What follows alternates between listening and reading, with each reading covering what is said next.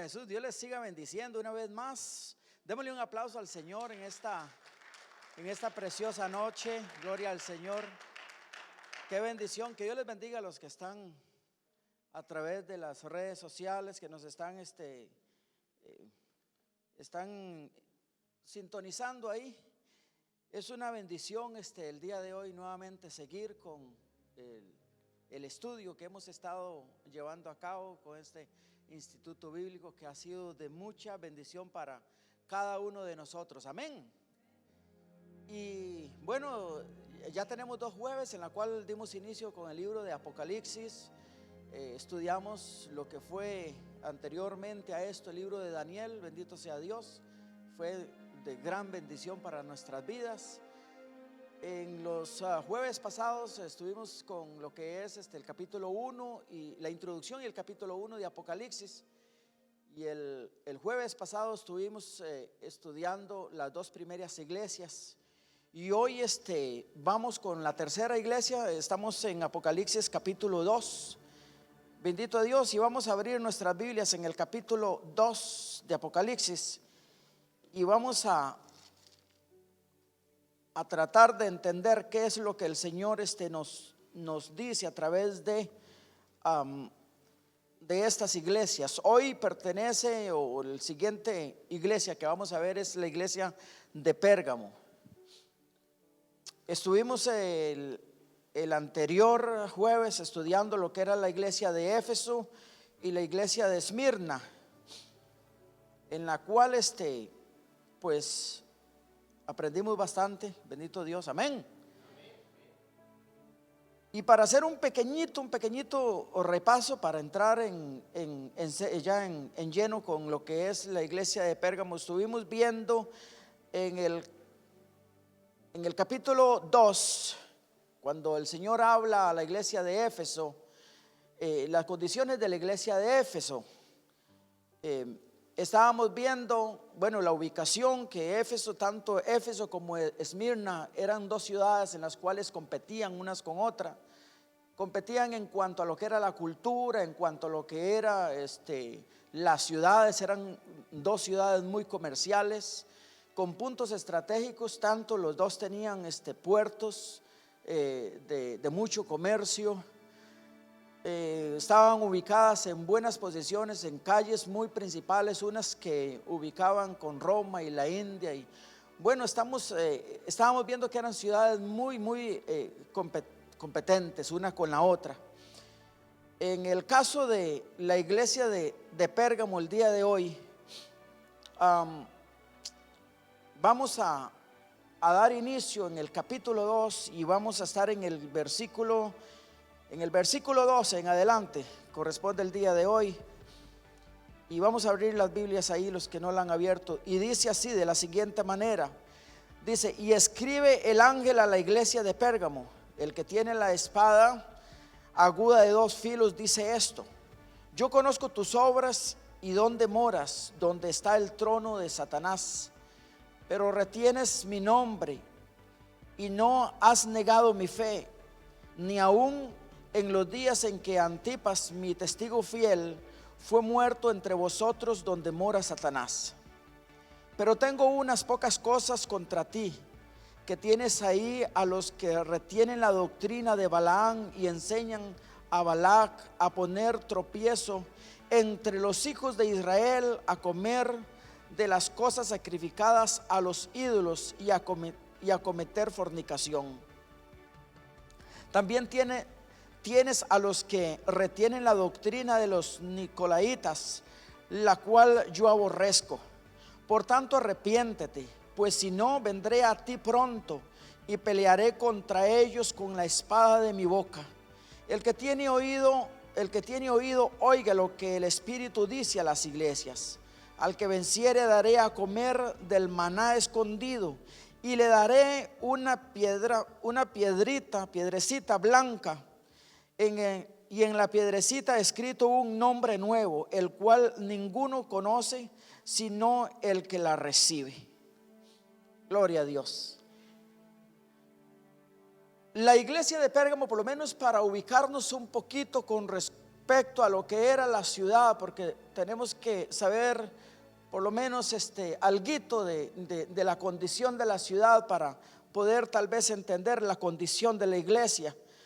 Esta ciudad de Pérgamo era una ciudad grande, y era la capital en sí de Asia Menor. Era una ciudad en la cual habían reyes que querían convertirla en una potencia, o para decirlo así, competían contra Grecia y contra Atenas. Entonces querían convertirlo en una ciudad tan importante como Grecia y como Atenas se esforzaban por convertirla. Una de esas competencias en la cual tenía la ciudad de Pérgamo contra esta Atenas y contra Grecia y contra algunas de Egipto, vemos que Pérgamo tenía una biblioteca muy grande. Dice que tenía una gran biblioteca que tenía más de 200,000 ejemplares en ese entonces. Y también vemos que competía en cuanto a la que era Alejandría. Tenían el sistema, o ellos se inventaron el sistema de lo que era los pergaminos. Recuerda que los pergaminos vienen de Pérgamo. Entonces ellos implementaron las pieles de las ovejas y de las cabras, los arreglaban, y ahí sobre esas pieles ellos escribían. Y entonces de ahí ese material era un material mucho más resistente.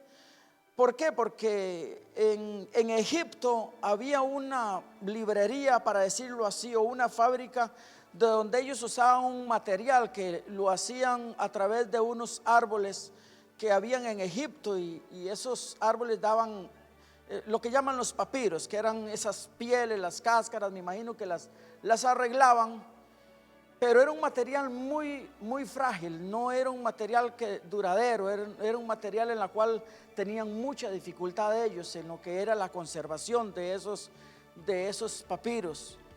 Entonces, al venir Pérgamo a implementar ese nuevo sistema, pues funcionó muchísimo.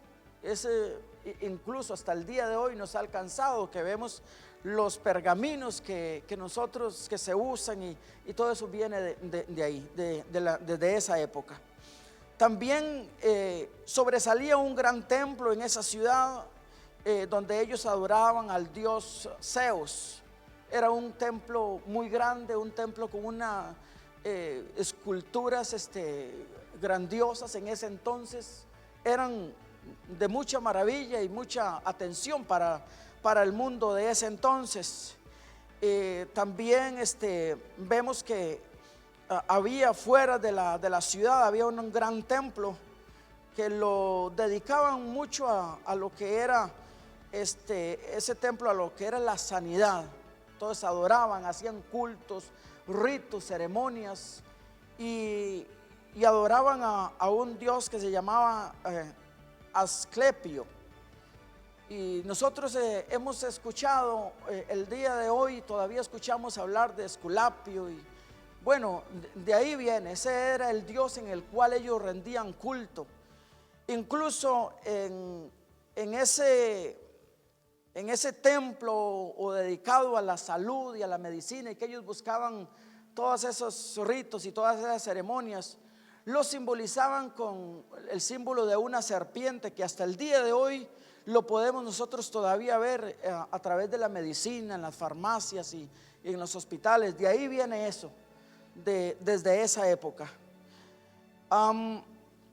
También vamos a ir poco a poco en el versículo 12. Dice: y escribe el ángel, dice, a la iglesia de Pérgamo, el que tiene la espada aguda de 2 filos, dice esto.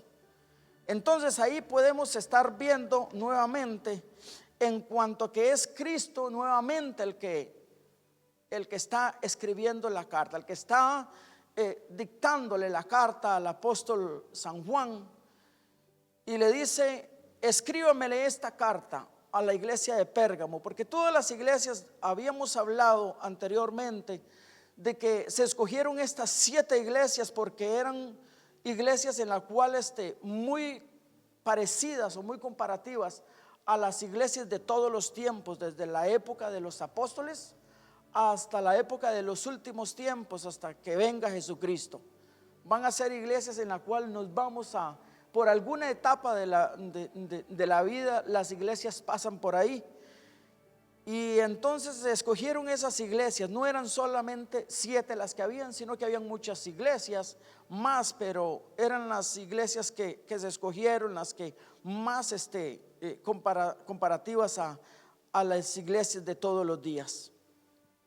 En cuanto a la formación de la iglesia, no se sabe mucho quién la formó, pero se cree de que fue durante el tercer viaje del apóstol Pablo.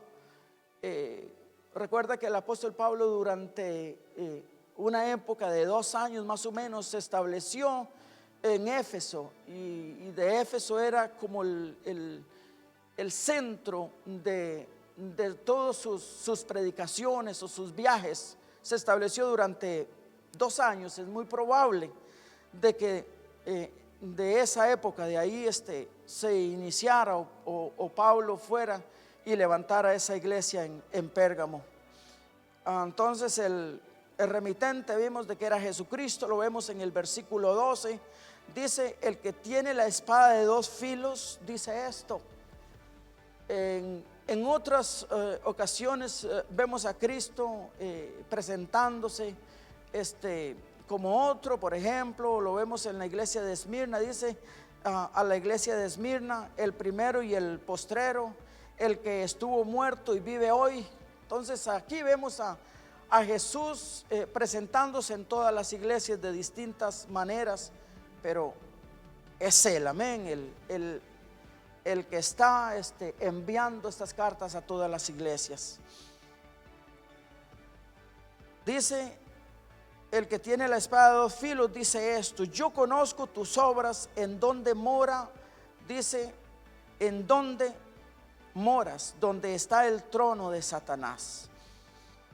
Ok, Jesucristo conoce las obras de todos, amén. Conoce las obras mías, conoce las obras tuyas, pero aquí le está escribiendo a la iglesia y dice: yo conozco tus obras.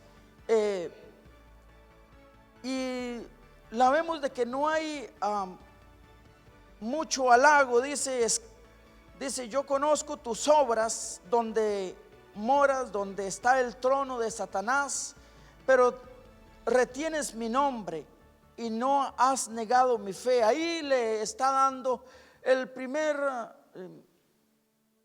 la primera, para decirlo así, elogio. Exactamente, su elogio, lo está elogiando, le está diciendo sus virtudes, le está diciendo las cosas lindas de ellos, como lo venía haciendo en todas las iglesias. Primero comienza Jesús dándole elogios a las iglesias y después les dice lo que tiene en contra, pero aquí comienza a elogiarlo y les dice, pero retienes mi nombre y no has negado mi fe, ni aún en los días en que Antipas, mi testigo fiel, fue muerto entre vosotros, donde mora Satanás. ¿Dónde mora Satanás? Entonces vemos de que Satanás usaba muchas tácticas para atacar a la iglesia, para perseguir a la iglesia. Satanás mudó el trono de Babilonia, y prácticamente lo vemos de que lo establece en esta ciudad de Pérgamo. Y Pérgamo era una ciudad demasiado dura, y Satanás dice que ahí estableció prácticamente su trono. Simbólicamente vemos la presencia de Satanás en ese lugar. Yo me imagino de que era como su centro de operaciones.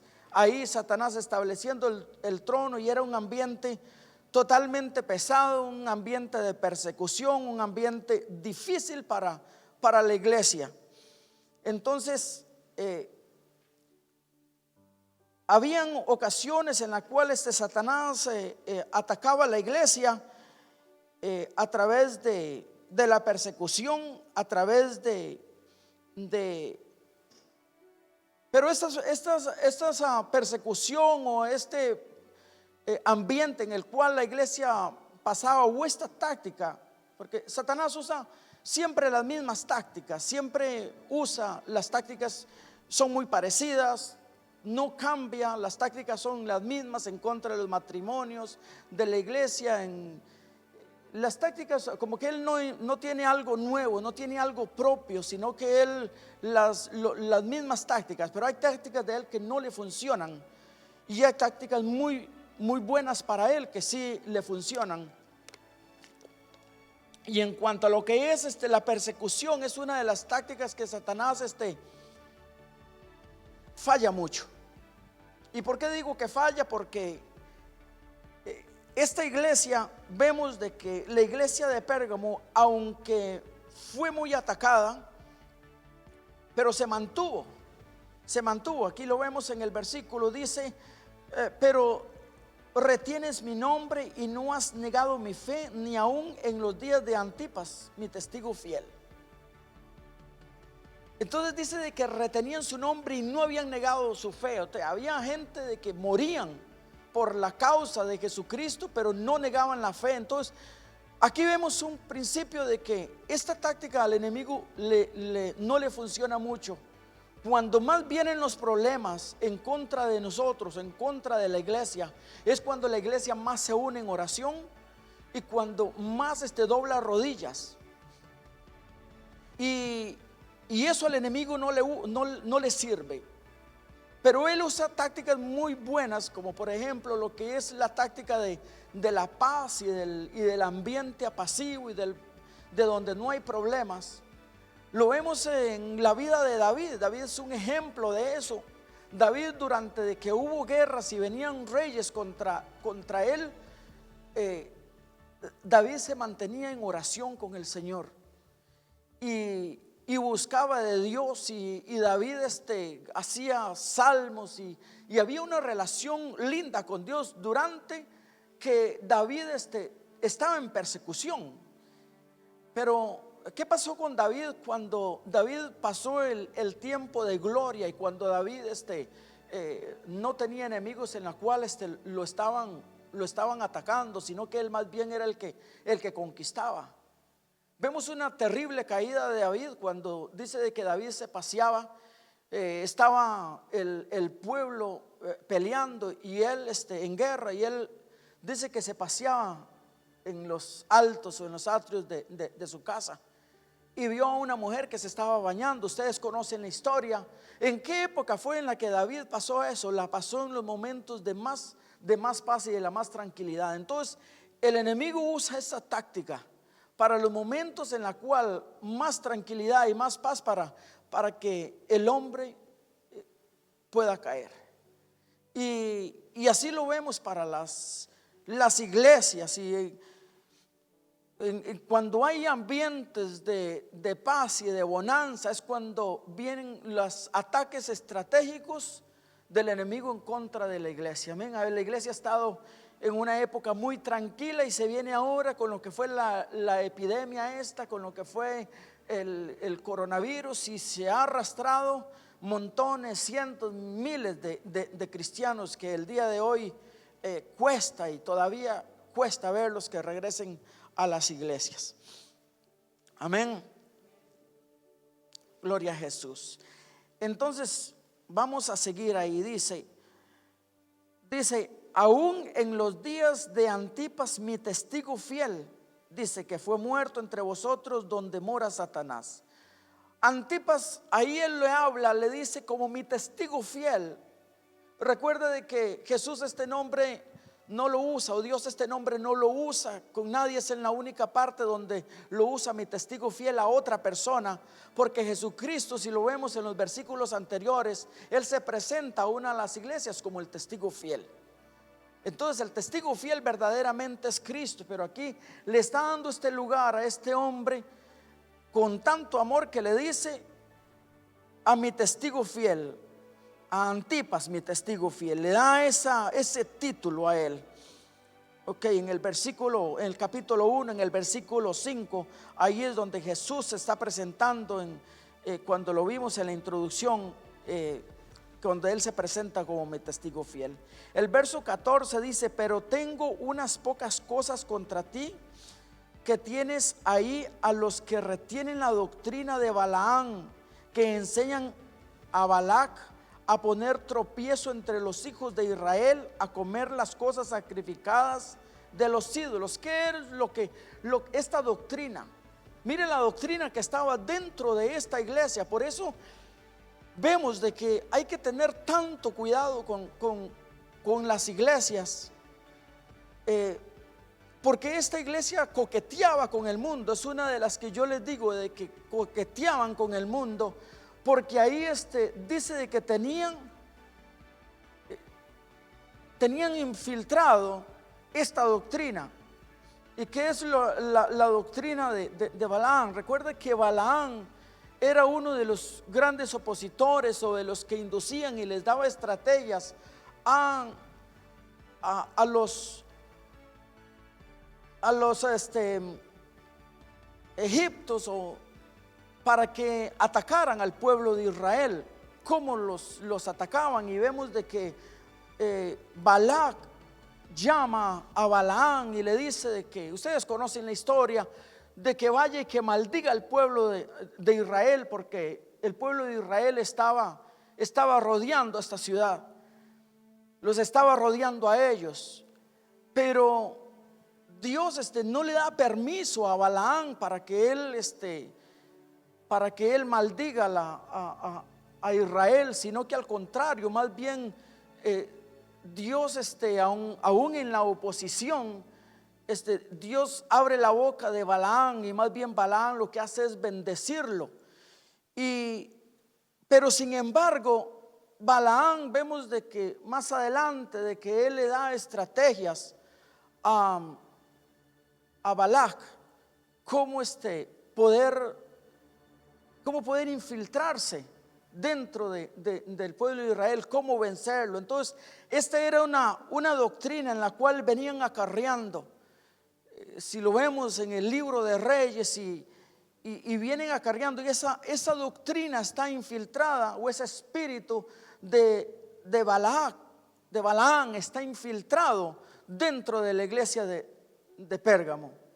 Y Dios le dice, o sea, tengo contra ti eso, que retienes esa doctrina, que retienes esa estrategia de que hacen todas estas malas prácticas, todas esas malas enseñanzas están infiltradas dentro de las iglesias, donde ellos coquetean con el mundo, donde adoran a otros dioses, donde hacen sacrificios paganos. Eso está sucediendo dentro de la iglesia de Pérgamo.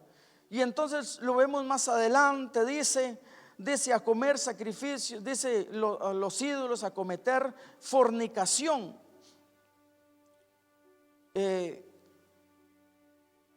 También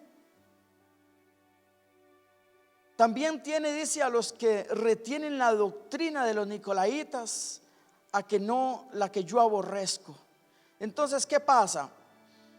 Que muchas veces, y en esto nosotros tenemos que tener cuidado, cuando nosotros queremos ganar tal vez al mundo.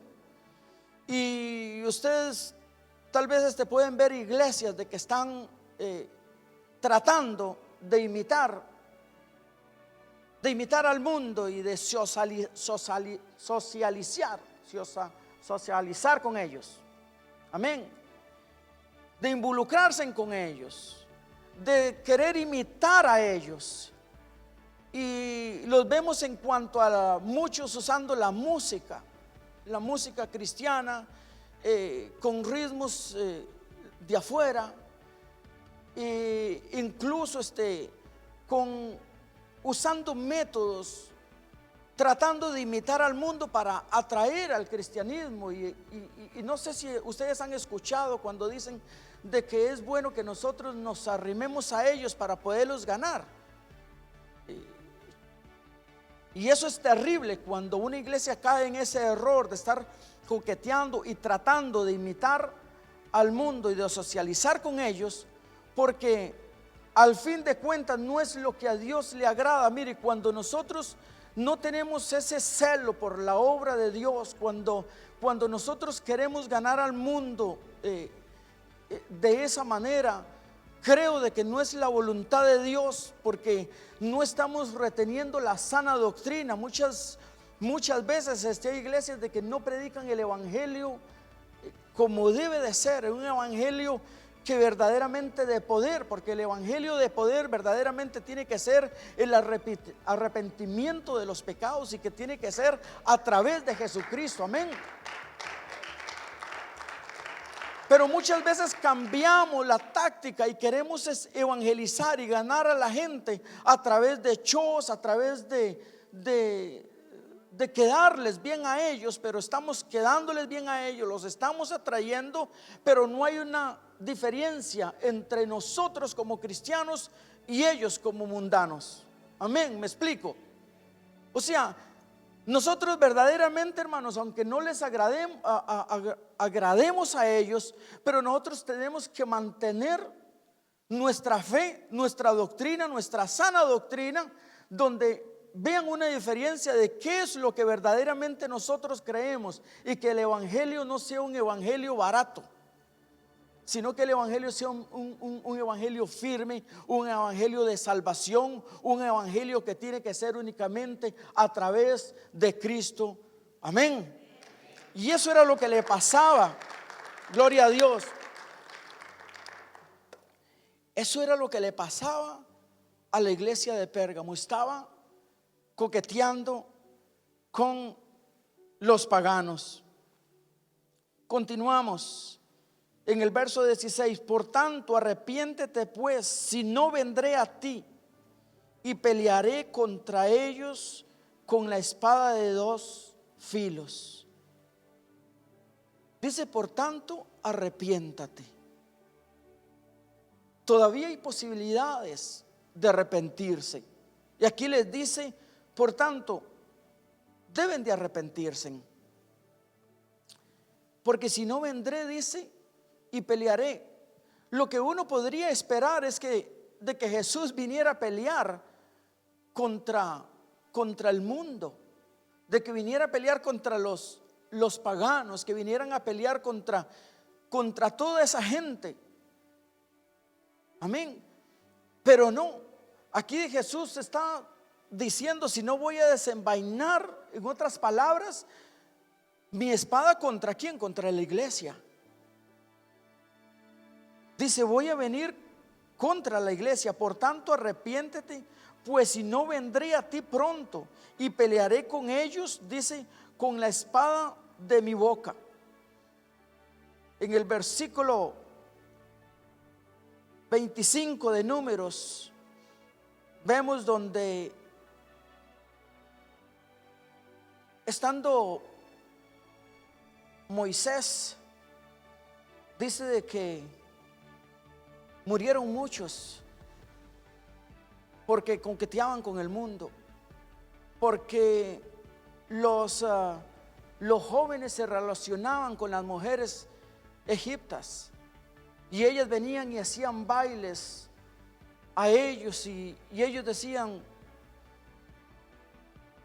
bueno, no lo dice la Biblia, pero yo me imagino de que, vamos a usar mi imaginación, de que decían, ¿qué hay de salir con ellos? ¿Qué hay de bailar con ellos?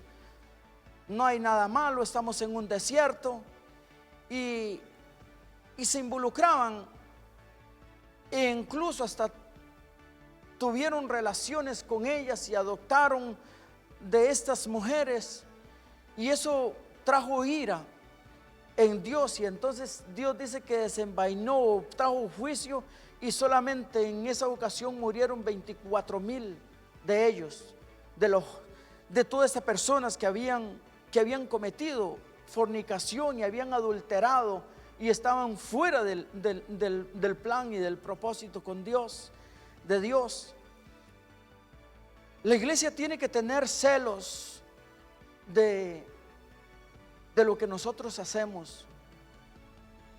Dios le está dando una advertencia a la iglesia. La iglesia en estos últimos tiempos, hermanos, yo la veo de que es una iglesia muy insípida, que el evangelio tal vez es un poco suave, donde se predican mensajes que es lo que la gente quiere oír, acariciándolo, y mensajes de prosperidad. Ya esto lo dije en alguna otra ocasión.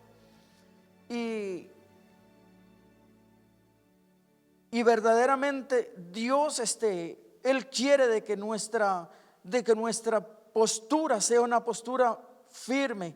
Dice en el versículo 17: el que tiene oído, oiga lo que el Espíritu dice a las iglesias. Al que venciere le daré a comer, dice, del maná escondido, y le daré una piedrecita blanca, y en la piedrecita escrita un nombre nuevo, el cual ninguno conoce sino el que lo recibe. Bendito sea el nombre del Señor. Dice, hay una promesa aquí, igual como lo hace con todas las iglesias, una promesa.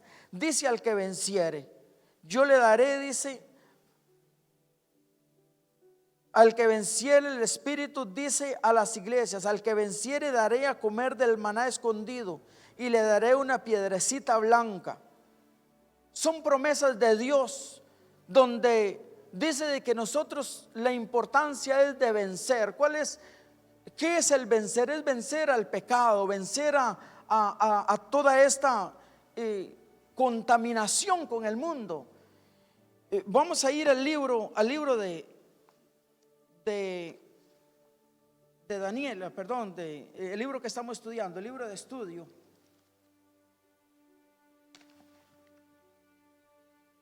Y vamos a ver aquí lo que es esta iglesia de Pérgamo. Dice la palabra Pérgamo significa casamiento. Aquí lo vimos, de que es una forma de casarse, de unirse, y eso lo vimos desde Éfeso. Y aquí viene la contaminación cuando dice, esta iglesia, dice, representa la unión de la iglesia con el Estado.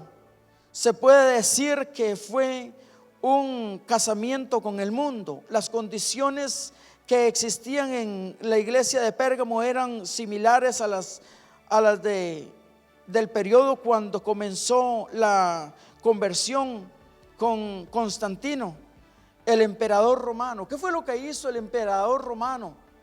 Entonces lo que hizo fue involucrar a la iglesia con lo que es la política, y entonces trajo al Estado y lo metió dentro de la iglesia, y quiso formar un solo equipo, donde dentro de la iglesia hubieran o sea, que la iglesia y el Estado se trabajaran juntos. Pareciera de que eso era bueno, pareciera de que hubiera sido un avance para el evangelio, pero fue algo totalmente negativo para el cristianismo, porque hasta el día de hoy, yo recuerdo todavía en mi país, hace un tiempito, todavía la iglesia tradicional, de esa es de la que estoy hablando, del catolicismo, involucrado en el gobierno. Y desde ahí viene, involucrados con lo que era el gobierno, y las decisiones tenían que ver mucho con el gobierno. Pues eso fue lo que sucedió desde ese entonces. Este rey Constantino involucró a la iglesia con o sea, el cristianismo de ese entonces lo vino involucrando con el Estado. Y de ahí del Estado nosotros vemos lo que ahí venía, porque eran romanos, y la adoración a ídolos y todos estos paganos lo que traían, y entonces lo que hicieron fue una mezcla. Los dioses que habían en ese entonces, lo que hicieron fue cambiarles de nombre, pero era, para decirlo así, el mismo perro con diferentes collares. Era lo mismo, era venir y nada más cambiarle de nombre, porque si lo vemos, bueno, hay incluso lo que es la reina de la que tiene varios pechos. Aquí nos dicen actualmente quién es a la que veneran el día de hoy. Entonces son diferentes nombres y les cambian de parecido y las hacen diferentes, pero viene siendo lo mismo. Entonces este rey eso fue lo que hizo y trajo, y a las iglesias de ese entonces lo que hizo fue que construyó templos grandes, llenos de fortificados, adornados con oro, con piedras preciosas, y los implantó ahí a los principales, para decirlo así, a los sacerdotes les comenzó a dar vestiduras finas y vestiduras ostentosas que hasta el día de hoy nosotros podemos verla en ellos. Entonces ahí se vino involucrando, y eso fue lo que trajo la tremenda contaminación al verdadero cristianismo que había. Entonces no fue hasta en el tiempo de Martín Lutero donde nosotros vemos lo que sucedió. Vamos a continuar leyendo, y dice: tiene contigo, dice, este tiempo continuó hasta el principio del 7º siglo y hasta el principio del papado. Dice: Constantino hizo a la iglesia una institución mundana, uniéndola con el sistema político en sus días. El que tiene la espada aguda de 2 filos dice esto. Dice: el Señor es el único que puede usar la espada para discernir y llegar a la profundidad del ser humano. Y entonces aquí vemos los elogios. Dice, y en el versículo 13 dice: yo conozco tus obras, retienes mi nombre y no has negado mi fe. Aquí vemos el elogio, dice, del Señor por sus obras y fidelidad de mantener el nombre de su fe. Dice: en Pérgamo los seguidores de Cristo fueron perseguidos cruelmente por una secta pagana babilónica, y Antipas fue uno de los mártires. El versículo también dice: donde Satanás tiene su trono, que se refiere al cambio de la oficina principal de esa secta pagana babilónica desde la ciudad de Babilonia a Pérgamo. O sea, lo que hizo ahí prácticamente fue una transformación o un traslado. Esto sucedió cuando los sacerdotes de aquel sistema religioso huyeron dice, de los conquistadores de Persia. Cuando Satanás halló imposible exterminar a los cristianos matándolos, él cambió su táctica de un león rugiente a un ángel de luz. Son sus tácticas. Entonces, como vio que no les sirvió esa táctica de perseguir, de matar, y que los cristianos, por más que los perseguía y que por más no negaban la fe y seguían manteniéndose firmes y hasta el punto de morir por Jesucristo. Es lo que aquel día yo les decía: ¿dónde estaremos nosotros? ¿En qué posición estaremos si nosotros hubiera una persecución así? ¿Será que nosotros somos capaces de morir por Él? O sea, nosotros llegaremos a tener esa convicción. El verdadero cristiano, yo creo que sí. Esa es mi postura. El verdadero cristiano, sí. Yo creo que morimos por Cristo. Aún aunque venga lo que venga, nosotros somos conocedores de lo que la palabra de Dios dice. Y yo creo que para nosotros Cristo debe de ser sumamente tan importante como para que Él sea primer lugar en nuestras vidas. Amén. Démosle un aplauso al Señor. Porque Él yo creo que nos ha dado convicción para que nosotros verdaderamente seamos luz en medio de las tinieblas y para que nos demos una identidad propia. Él nos ha dado nuestra propia identidad y yo creo que nuestra fe tiene que ser firme. Amén. En los versículos 14 al 16 menciona lo siguiente: que toleras, dice, a los que se aferran a la doctrina de Balaam, el que enseñó a Balac a poner tropiezos a los israelitas. Y eso lo vemos en Números, en el capítulo 22. Dice, el pecado de fornicación espiritual dice, y de la enseñanza de Balaam, de la cual fue culpable la iglesia cuando ella entró en unión con el Estado.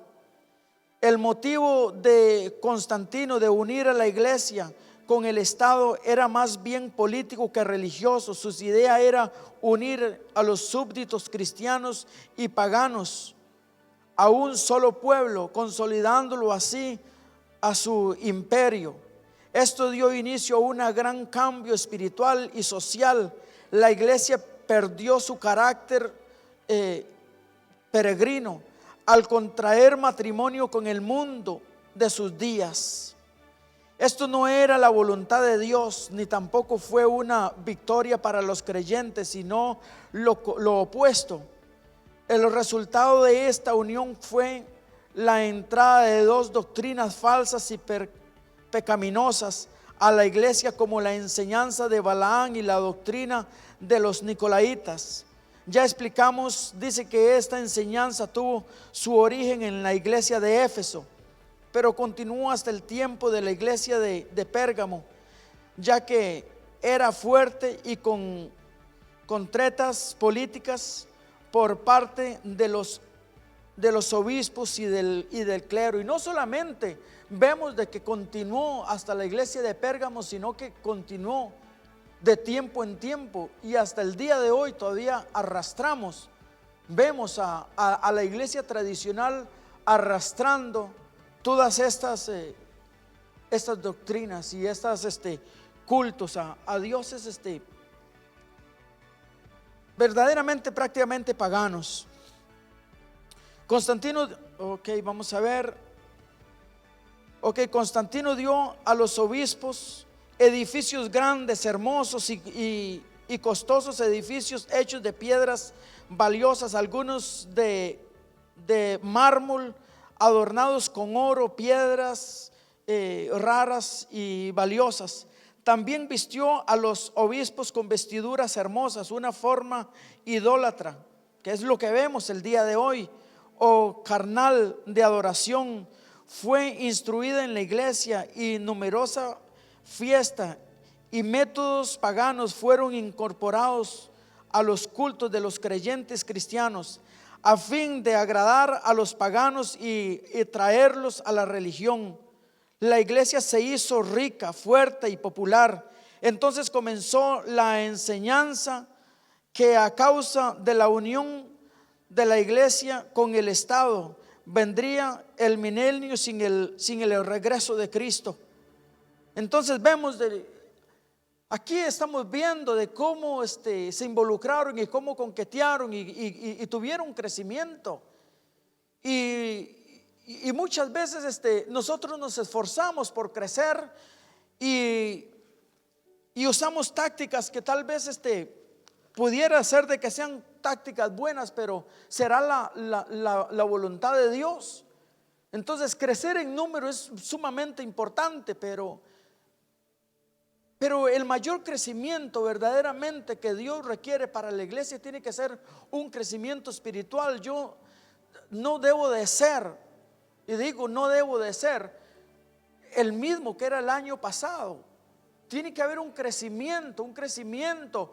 Yo no debo de ser el mismo que era el mes pasado. Para eso hay diferentes métodos, y aquí en la iglesia se está dando el método de aprendizaje, de venir y sentarnos y estudiar la palabra, tener el instituto bíblico. Al nosotros escudriñar las escrituras, no solamente quedárnoslo con lo que aquí se enseña, amén, El crecimiento tiene que ser un crecimiento global de la iglesia. O sea, recuerda que la responsabilidad es una responsabilidad propia. Cada uno de ustedes o de nosotros somos parte de la iglesia y tenemos que tener un crecimiento individual. Amén. ¿Cómo crecemos? Crecemos a través de la palabra. ¿Cómo crecemos? Si tenemos palabra, vamos a tener una relación con el Señor, vamos a tener oración, vamos a tener adoración, vamos a tener gratitud y agradecimiento. Amén. Entonces tiene que haber un agradecimiento, hermano. No puede ser de que un cristiano de un año sea mayor que uno que tiene ya hasta 40 años en conocimiento, y se han quedado, hermanos, nada más vienen y con el mensaje, hermanos, del domingo, o con el mensaje del sábado, depende la iglesia, los días que tengan el servicio. Y entonces se van y se creen lo que el pastor dijo, y con eso se alimentaron. Pero ¿qué si el pastor está dando una falsa doctrina?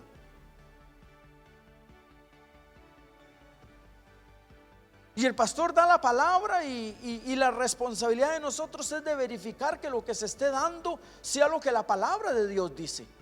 Amén. Entonces el crecimiento tiene que ser un crecimiento diario de cada uno de nosotros. Entonces esto es lo que el Señor dice. Dice, si no se arrepienten, si no nos arrepentimos ¿de qué? Si no nos arrepentimos de siempre lo mismo, si no nos arrepentimos de involucrarnos, hermanos, de la sencillez del evangelio, de que ignoramos al Señor, hermanos, y muchas veces hasta queremos agradarle, hermanos, y andamos en otros lugares. La iglesia, hermanos, está en otros lugares. Hablo de la iglesia individual, cada uno, y no hay una diferencia. O la iglesia local, no hay una diferencia con el mundo. Pero Dios dice, si no se arrepiente, vendré a ti. Gloria a Jesús. Y continuamos aquí. Dice, en el versículo 17 encontramos una admisión y una promesa que dice, el que tiene oído, oiga lo que el Espíritu dice a las iglesias. El que salga vencedor, le daré del maná escondido, y le daré también una piedrecita blanca en la que está escrito un nombre nuevo que solo conoce el que la recibe. La piedrecita blanca se refiere a una costumbre antigua. Una piedra blanca se daba al que salía sin culpa, al que era inocente del crimen y por la cual había sido llevada antes ante el juez. El culpable se daba una piedrecita negra. Ok, entonces el Señor nos promete una piedrecita blanca, porque Él es el único que a nosotros nos declara justos. Amén. A través de la sangre de Jesucristo. Pero para eso, hermanos, para el Señor declararnos a nosotros justos, es que nosotros tenemos que tener un arrepentimiento, volvernos a Él de malas costumbres o de malos hábitos. Amén. Y de relacionarnos y de coquetear, hermanos, con el mundo, sino que Dios quiere que nosotros seamos auténticos. Amén. Gloria a Jesús. Eso en cuanto a lo que es la iglesia de Pérgamo.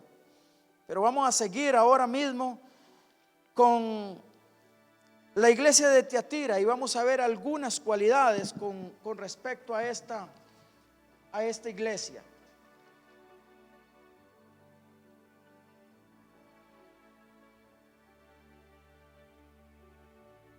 Vemos entonces que Jesucristo se presenta y le dice a la iglesia de Éfeso, dice de que tenía contra ella de que había perdido su primer amor. a la iglesia de Esmirna le dice, prepárate para el sufrimiento. Era una iglesia muy perseguida, pero el Señor no la permitió de que saliera del sufrimiento, sino que le dice, vas a tener sufrimiento, vas a tener persecución, pero prepárate. Yo lo voy a pasar por eso, pero le voy a dar un límite de tiempo. Entonces había persecución para lo que era la iglesia de Esmirna. En cuanto a lo que era la iglesia de Pérgamo, entonces vemos que tenía prácticas que ofendían a Dios. Y vemos entonces la diferencia de una con otra iglesia. ¿Qué vemos entonces en la iglesia de Tiatira? Tiatira era una ciudad más pequeña, construida en una planicie. Era difícil ver a una iglesia de que fueran construidas en una planicie. Por lo general, los reyes y los gobernantes establecían las iglesias las ciudades en los lugares altos, y aparte de que estaban en lugares altos, los cercaban con murallas. Eran ciudades en las cuales las protegían, porque había mucha situación de lo que eran las conquistas y en ese entonces. Pero aquí vemos a esta ciudad de que un rey aquí la estableció en una llanura, en un valle, para verlo así. Y esta iglesia dice de que este pueblo era un pueblo en la cual muy pequeño, pero tenía una conexión importantísima con muchas rutas que venían para otras ciudades. Era una ciudad muy llena de comercio, en la cual producían mucho oro. Las telas, producían muchas telas, hacían talabartería, habían mucha venta de esclavos. Era una ciudad pequeña, pero con mucho potencial comercial. Incluso se dedicaban a los perfumes. Ahí, si lo vemos en el libro de Hechos, a Lidia, dice de que Lidia se convirtió y Lidia vivía vendiendo, o sea, ella se dedicaba a vender la púrpura. Y esta mujer, una mujer que amaba a Dios, incluso hospedó, dice, a Pablo y a muchos de los predicadores, les daba hospedaje en su casa. Entonces, ¿de dónde era esta mujer? Era de esta ciudad de Tiatira. En cuanto a lo que es el remitente, vemos de que Jesucristo, vamos a leerlo, dice: el que escribe al ángel de la iglesia de Tiatira, el Hijo de Dios, el que tiene ojo como llama de fuego, pie semejante al bronce y pie semejante al bronce bruñido, dice esto. Jesucristo aquí se presenta como el Hijo de Dios. Amén. Lo vemos en el primer capítulo de Apocalipsis, en el capítulo 1. Jesucristo presentándose como el Hijo de Dios. Y aquí en la iglesia de Tiatira se presenta como el Hijo de Dios. Y dice como el que tiene ojos como de llama de fuego y pies semejante al bronce bruñido, dice esto. Mira la condición de Jesucristo. Como llama de fuego era un símbolo de juicio. Y el bronce bruñido, o sea, Jesucristo aquí se está presentando como el Todopoderoso. Dice esto, y le escribe a la iglesia de Tiatira con urgencia. Eran esas cartas escritas para que fueran ese mensaje llegado, para que las iglesias despertaran de la situación espiritual que cada una estaba pasando. Amén. Yo conozco tus obras, el amor y fe, servicio y paciencia, y que tus obras postreras son mayores que las primeras. Entonces Tiatira era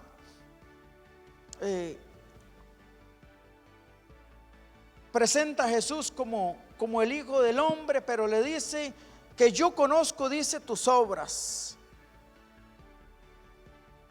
tu amor y tu fe. O sea, era una iglesia con muchas obras, con mucho amor, con mucha fe, y dice, tenía paciencia. Y para Dios esos elogios son muy importantes para la iglesia, porque para Dios el que una iglesia tenga amor es lo más importante, pero el amor se manifiesta de varias maneras. El amor se manifiesta a través de la fe, a través del servicio, porque ¿de qué vale una iglesia que diga que tiene amor, pero que no sirve a otros, que no servimos unos a otros, que si hacemos algún servicio lo hacemos quejándonos o hacemos de mala manera? Y Dios quiere de que la iglesia verdadera se involucre, y que cuando hacemos las cosas y que decimos que tenemos amor, que sea un amor verdaderamente con buen servicio, con buen carácter, con buena disposición, amén, amando a Dios a como Él se merece, a como Él. Pero dice que con paciencia, o sea, tenemos que padecer, hermanos, y tener paciencia, y aunque hayan momentos difíciles, que no desertemos. Hay iglesias que pasan momentos de persecución, momentos difíciles, de finanzas bajas, de situaciones, hermanos, difíciles, y entonces los cristianos desertan. Y Dios quiere de que nosotros permanezcamos fieles. Entonces le dice, yo conozco todo eso, yo conozco de que es una iglesia que tiene amor, que tiene fe, tiene servicio y tiene paciencia. Y tus obras postreras, dice, postreras son más que las primeras. Y todavía le da ese detalle, dice que tus obras vienen en crecimiento y que son mayores.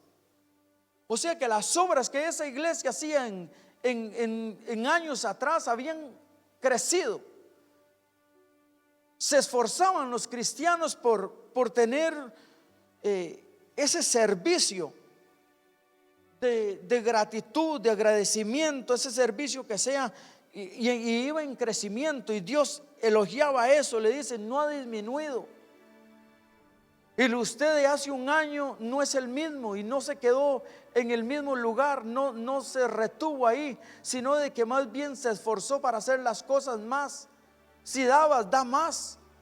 Si tenía servicio, servía más. Si tenía amor, más servía. Amén, más se congregaba. Me imagino de que era una iglesia entregada en la adoración, en lo que era la buena doctrina. Eso es lo que Dios quiere de la iglesia verdadera. Pero aquí vemos lo que dice en contra de la iglesia. Pero tengo unas pocas, dice, cosas contra ti, que toleras, dice, que esa mujer Jezabel, que se dice profetiza, enseñe y seduzca a mis siervos a fornicar y a cometer cosas sacrificadas a los ídolos. Tengo contra ti, dice, que esa mujer Jezabel esté enseñando, que se diga ser profetisa y no lo es. Entonces miren las características, pero aquí lo vemos desde el ámbito espiritual, porque ¿quién era esta mujer Jezabel? Si lo vemos en el libro de Reyes, en Primera de Reyes, capítulo 1, dice que Jezabel era la esposa de un rey. El rey la conquistó, se casó con ella y trajo a los dioses paganos y los trajo al palacio. Y tenía tanto don de convencimiento a esa mujer, de que yo me imagino que el rey, y la Biblia no lo dice, pero yo me imagino que era una mujer bonita, linda, y que el rey babiaba por ella porque se dejó dominar por esta mujer. Incluso cambió y puso templos y levantó altares a dioses paganos.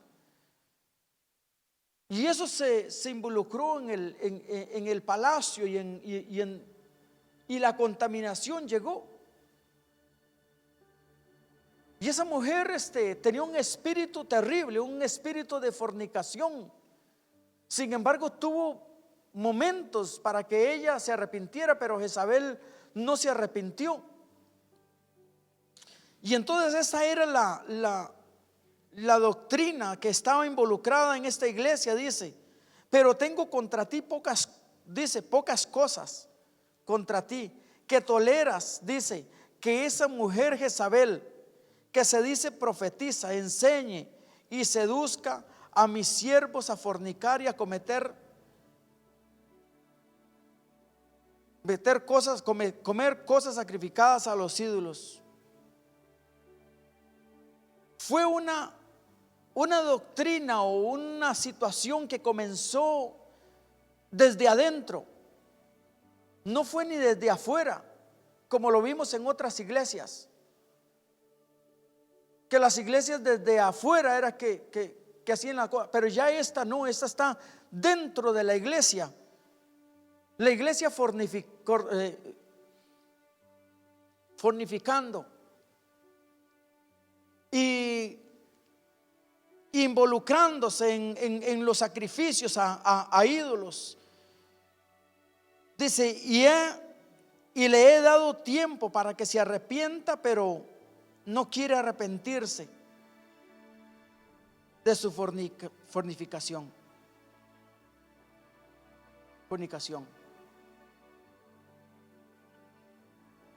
Era una iglesia que estaba en fornicación espiritual, en un caos terrible. Lo que Dios odia dentro de las iglesias, que nos involucremos en el pecado. Entonces Dios dice: tengo contra ti, dice, todas estas cosas, y si no se arrepiente, y le he dado tiempo para que se arrepienta. Dios le da tiempo a las iglesias para que se arrepienta, para que nosotros nos arrepintamos. Pero muchas veces, hermanos, permanecemos practicando. Y lo terrible es que cuando nosotros pecamos y lo convertimos en una práctica, y si no tenemos arrepentimiento, esas prácticas pecaminosas ya se vuelven costumbre. Y lo vemos como natural, y ya no duele el pecado, y lo hacemos con tanta naturaleza. La persona que tiene mal vocabulario, con naturaleza lo saca. El que tiene diferentes situaciones, diferentes debilidades,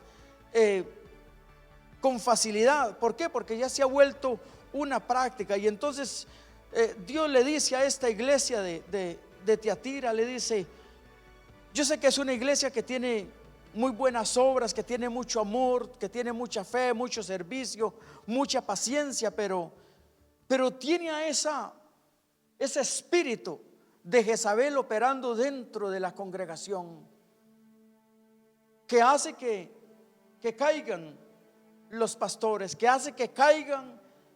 Y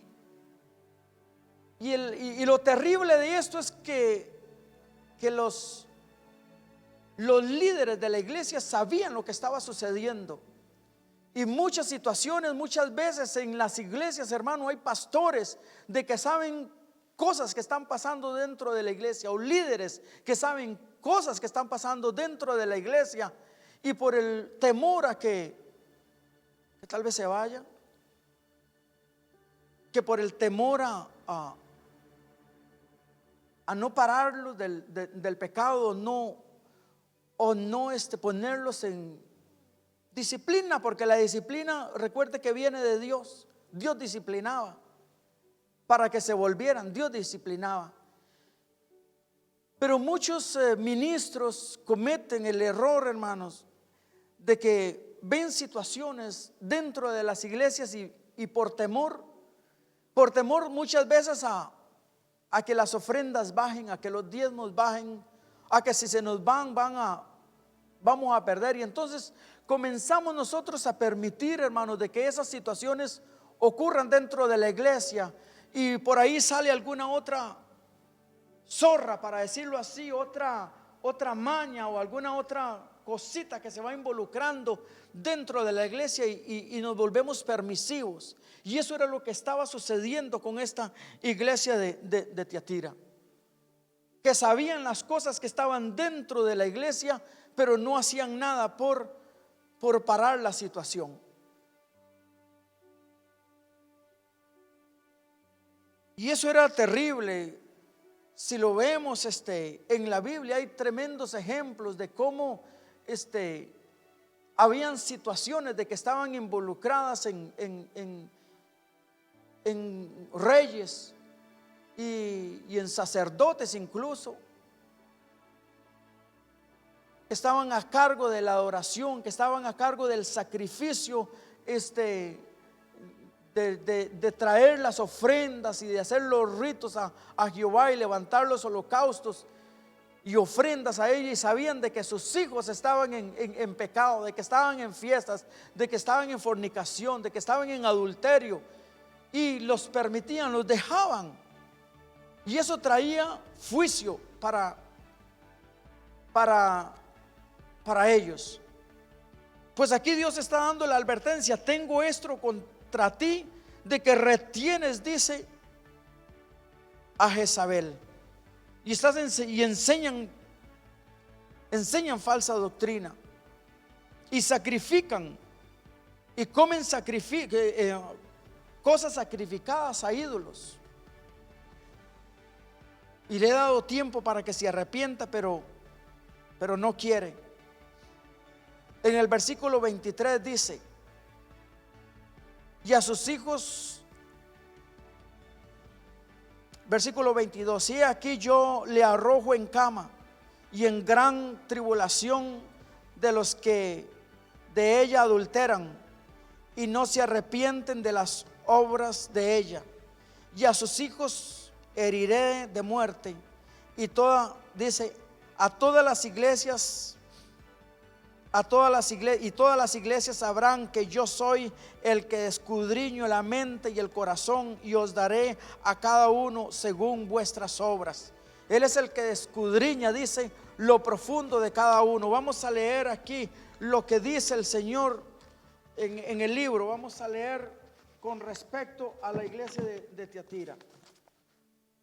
No sé cuántos tienen el libro ahí. Dice: la palabra de Tiatira significa aquella que está cansada de sacrificios. Las condiciones de la iglesia de Tiatira representan proféticamente el periodo de la iglesia desde la asunción de la soberanía papal y pontifical por el obispo romano al principio del siglo VII, extendiéndose hasta el tiempo de la Reforma bajo Martín Lutero en el año 1520 después de Cristo. Durante este tiempo la iglesia adoptó muchas enseñanzas cristianas para poder tener una forma de religión en la cual se podía unir al cristianismo y a los paganos. Muchos de los dioses de Roma pagana fueron apropiados y consagrados como imágenes de los santos. Recibieron la adoración y veneración. La corrupción que empezó como un diluvio en los días de Constantino se aumentó hasta los mal llamados secretos, profundos secretos de Satanás. Se puede ver que la iglesia iba de corrupción política a corrupción eclesiástica. En el versículo 19 dice: conozco tus obras, tu amor y tu fe, tu servicio y tus perseverancia, y sé que tus últimas obras son más abundantes que las primeras. Es un elogio del Señor, y por haber progresado en fe y en obras. Tus últimas obras son mayores, más abundantes que las primeras. En el versículo 20 se menciona a Jezabel. Sin embargo, tengo en tu contra que toleras a Jezabel, esa mujer que dice ser profetiza. Con sus enseñanzas engaña a mis siervos, pues los induce a cometer inmoralidades sexuales y comer alimentos sacrificados a ídolos. Fue Jezabel una mujer pagana e idólatra, casada con el rey Acab de Israel. Fue también la que introdujo la adoración a Baal en el pueblo de Israel y persiguió y dio muerte a los profetas de Jehová. Así la iglesia la anunció como profetiza, con el pretexto de que la enseñanza de la iglesia son superiores a la palabra de Dios. Como consecuencia de esto, iniciaron en parte las cruzadas y la cruel Inquisición. Si nos descuidamos, esta iglesia idólatra va a continuar hasta la venida de Cristo.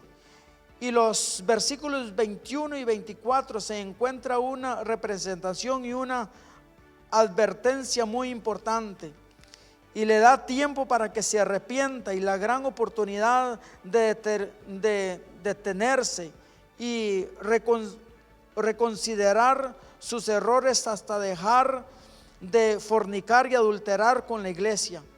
Ahora el resto de los que están en Tiatira, es decir, a ustedes que no siguen esa enseñanza y han aprendido los mal llamados profundos secretos de Satanás,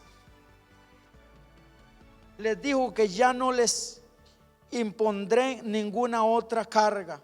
Entonces vemos aquí lo que le dice a los fieles, porque siempre hay un remanente, siempre hay un pequeño, aunque sea pequeño, pero hay un pequeño de fieles, y a eso se dirige. Dice: se han contaminado, practican todas estas situaciones, pero a vosotros, a los que además, en el versículo 24, que están en Tiatira, en cuanto no tienen esa doctrina y no han conocido lo que ellos llaman la profundidad de Satanás, yo os digo que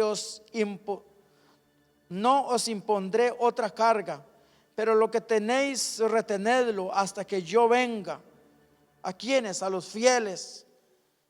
Al que venciere y guardare mis obras hasta el fin, yo le daré autoridad sobre las naciones, y las regirá con vara de hierro, y serán quebradas como vaso de alfarero, como yo también la he recibido de mi Padre.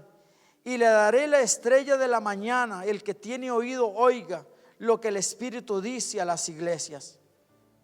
Entonces se refiere a los fieles, al remanente pequeño, al que no se había involucrado, al que no estaba participando de todas estas enseñanzas y todas estas doctrinas, sino que fue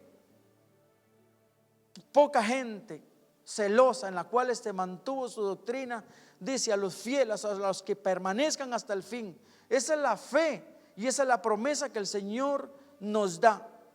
Y ese es el peligro en el cual Dios hasta el día de hoy a nosotros nos advierte con cada una de estas iglesias, de que tengamos ese celo de Dios, de que tengamos ese cuidado nosotros con respecto, hermanos, a lo que nosotros aprendemos, a lo que nosotros leemos, a lo que nosotros, hermanos, hacemos dentro de las iglesias. Mantener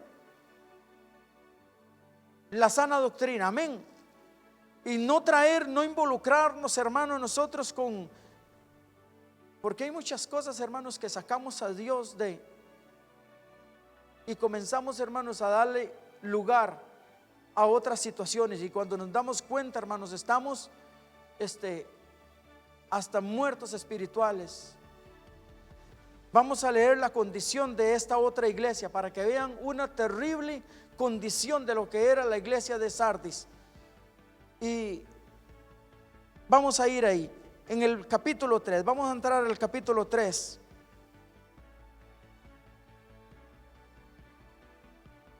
Entonces dio lo que en el capítulo 3, la iglesia de Sardis.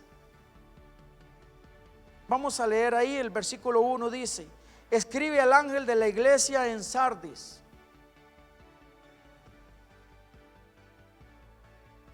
Ya tengo poco tiempo, ¿verdad? Escribe a la iglesia en Sardis, el que tiene los 7 espíritus de Dios y las 7 estrellas, dice esto: yo conozco tus obras, que tienes nombre de que vives y estás muerto. Una condición terrible dentro de esta iglesia. Me imagino de que los cultos y los servicios eran cultos avivados, porque ellos creían de que estaban vivos. Parecían de afuera, parecían templos que tenían a Dios y hasta tenían el nombre de ser cristianos, pero dicen estar vivos, pero están muertos. Mira cómo Dios califica a esta iglesia, una iglesia muerta. Para que Dios califique, hermanos, a una iglesia muerta, es que está en un terrible estado, está muerta. Y ese es el estado en el cual nosotros, hermanos, no tenemos que permitir entrar a una condición de esas. Podemos, hermanos, pasar, hermanos, por el periodo, hermanos, de lo que es la persecución y toda esa situación, pero todas estas enseñanzas, hermanos, que hemos aprendido de esas otras iglesias, tenemos que tener cuidado y buscar, hermanos, y doblar rodillas para que no entremos nosotros en una situación así. Pero el día de hoy, hermanos, esas iglesias son representativas de lo que hay, de lo que está pasando con muchas iglesias. Iglesias que tienen grandes nombres, que tienen multitudes, que sus conciertos son fenomenales, hermanos, que los parqueos, hermanos, están llenos. Pero ¿serán? Y ojalá sí sean. Y ojalá verdaderamente la presencia de Dios esté ahí, ¿me entiende? No nos toca a nosotros el juzgar son o no son, sino que eso es de Dios, eso es únicamente Él. Pero qué lindo cuando nosotros, hermanos, Dios dice que Él está. Recuerda lo que vimos en las otras cartas, donde dice que el que se pasea, dice, por en medio de los candeleros, dice esto. O sea, Jesús se está paseando por dentro de las iglesias. Entonces, tener la convicción, hermanos, de que la presencia de Dios se siente, amén. De que la alabanza se siente, hermanos. Estamos llamados, hermano, a que nos santifiquemos. Estamos llamados, hermano, a que los ministros de alabanza doblen rodillas, que tengan tiempo para con Dios, para que la presencia de Dios fluya dentro de las iglesias. Amén. Entonces dice: el que tiene los 7 espíritus, dice, y las 7 estrellas, dice esto: yo conozco tus obras, que tienes nombre, dice, de que vives y estás muerto. Dice: sé vigilante y afirma las otras cosas que están para morir. O sea que todavía le quedan algunas oportunidades. Todavía tiene algo que está vivo en esta iglesia. Y sin embargo Dios le está dando advertencia, pero es luz roja verdaderamente lo que Dios le está poniendo. Y le dice: Afírmate con esas cosas que todavía tienen vida, que todavía tienen oportunidad, y arrepiéntate. Sé vigilante y afirma, dice en el versículo 2, afirma las otras cosas que están por morir, porque si no, dice, no he hallado tus obras perfectas delante de Dios.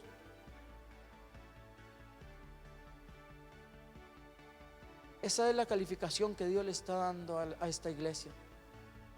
Que las obras que esta iglesia hace, Dios no las está probando y no las está encontrando perfectas. O sea que nada de lo que ellos hacen agrada a Dios. Mire que es la única iglesia en la cual Dios comienza con juicio y no comienza a darle ninguna alabanza. Y no le dice, yo conozco esto y que eres una iglesia esforzada y valiente y que padeces y que tienes fe y que hace buenas obras. Nada. De una vez le entra con juicio. Porque es una iglesia en la cual dice de que está en un terrible caos.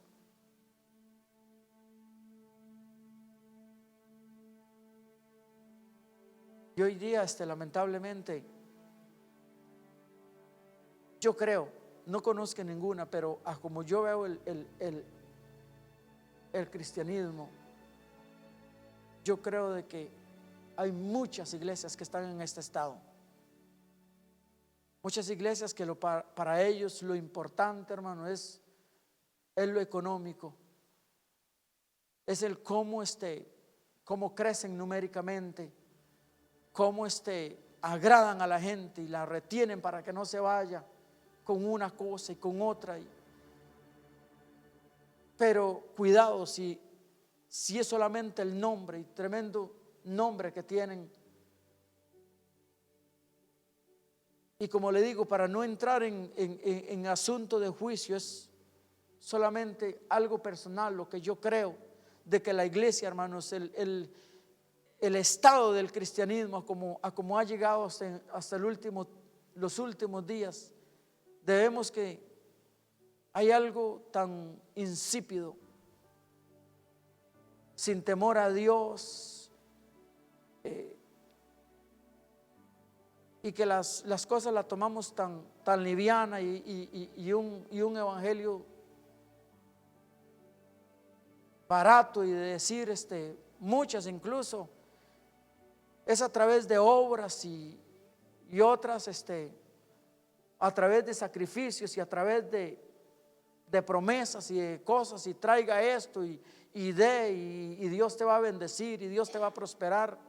Dios no funciona así, hermano.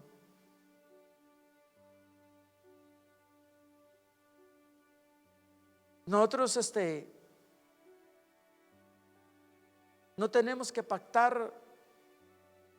hacer pactos con Dios, porque ya Dios el pacto ya lo hizo en la cruz del Calvario. Lo que tenemos que hacer es amarlo, porque el nosotros pactar con Dios, hermano, nuestros pactos son, como decía Pablo, trapos de inmundicia, porque nosotros vamos a fallar. Lo que tenemos que hacer es tomar una actitud de humillación diaria. Eso tiene que ser una humillación diaria, de venir a los pies del Señor y decirle: Señor, esta es la condición mía, y renovarnos diario y venir a los pies de Cristo. Y eso es lo que Dios quiere, ese tipo de actitud. Pero dicen estar vivas, pero están muertos. Acuérdate pues de lo que has recibido y oído, y guárdalo, y arrepiéntate, pues si no velas, vendré sobre ti como ladrón, y no sabrás a qué hora vendré sobre ti. Aquí estamos hablando de la venida de Cristo, pero no lo estamos viendo desde la perspectiva de la venida de Cristo como el rapto de la iglesia, o como el arrebatamiento, como le quieran llamar, de la iglesia, sino que tenemos que renovar la palabra de Dios. Dice: acuérdate pues de lo que has oído, de lo que has recibido y oído, y guárdalo. Es una iglesia en la cual había recibido buena palabra, había oído buena palabra, y dice: guárdalo y arrepiéntate, pues si no, velas, vendré a ti como ladrón, y no sabrás a qué hora vendré a ti. Pero tienes unas pocas personas, dice, en Sardis, que no han manchado sus vestiduras, y adornarán conmigo las vestiduras blancas, porque son dignas. Un elogio a un remanente pequeñito que había. Le dice: pero hay unas poquitas personas. ¿Cuántas? No sé cuántas, pero dice que habían poquitas personas que no han manchado, dice, sus vestidos, y andarán conmigo. Qué lindo es la promesa de Dios, dice, de que vamos a andar con Él. Amén. Jesús dice de que donde Él esté, nosotros vamos a estar. Pero dice aquí: el caminar con Cristo, andarán conmigo. Es un caminar diario, es un andar diario, de que Jesús promete, dice, de que vamos a andar con Él. Todos aquellos, dice, que se mantengan fieles, y andarán conmigo con vestiduras blancas, porque son dignas. El que venciere será vestido de vestiduras blancas, y no borraré su nombre del libro de la vida. Y esa es la certeza y la confianza y el sello que nosotros tenemos, hermano, que nosotros como hijos de Dios, como cristianos, tenemos esa esperanza, y no solamente esa esperanza, esa promesa de que nuestro nombre está inscrito en el libro de la vida. Entonces, la iglesia de Sardis,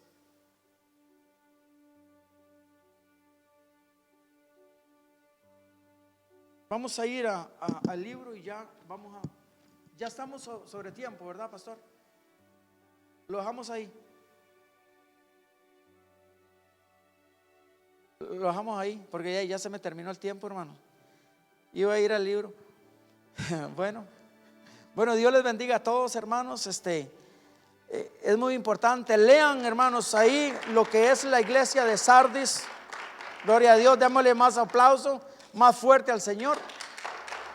Gloria a Dios. ¿Qué les parece? Se ponen en pie y vamos a despedirnos orando al Señor. Nos queda